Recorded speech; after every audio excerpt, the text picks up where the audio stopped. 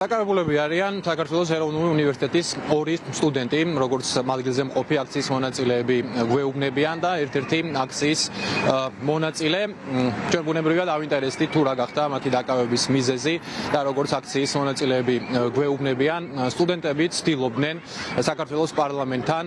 პლასმასის სკამების მიტანას, რა დროსაც შინაგან საქმეთა სამინისტროს თანამშრომლებმა ისინი შეაჩერეს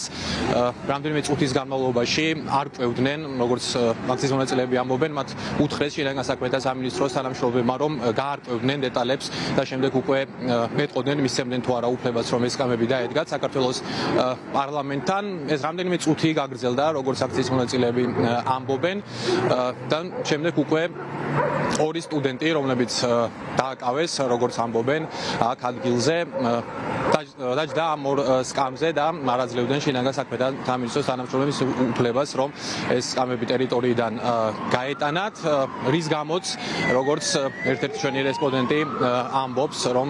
პოლიციელებმა ჩათვალეს ეს დაუმორჩილებლობად და ეს ორი სტუდენტი დააკავეს.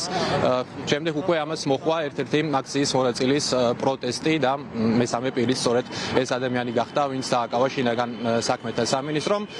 ჯერჯერობით უცნობია ჩვენთვის თუ რა მუხლით არიან დაკავებული აქციის მონაწილეები, ოფიციალური განცხადება შინაგან საქმეთა სამინისტროს არ გაუცელებია, ევრონის ჯორჯია არ ყვევს დეტალებს და როგორც კი გვექნება ინფორმაცია უწყებისგან,